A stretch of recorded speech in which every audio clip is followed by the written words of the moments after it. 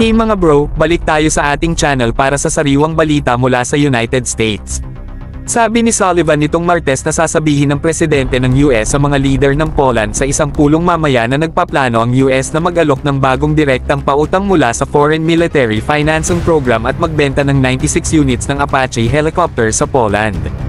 Ibinahagi ni Sullivan ang anunsyo sa isang press briefing bago ang pagpulong ng presidente ng US sa presidente ng Poland na si Andrzej Duda at Prime Minister Donald Tusk sa White House nitong Martes.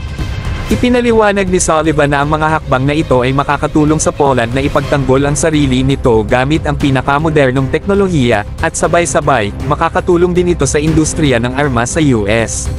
Sa pagpupulong nila ng presidente ng Poland at Prime Minister, si Presidente Joe Biden ay mag-aanunsyo ng worth $2 billion na pautang para sa Poland at mag-aalok na ibenta ang 96 units na Apache attack helicopter sa Poland, ayon kay US National Security Advisor Jake Sullivan.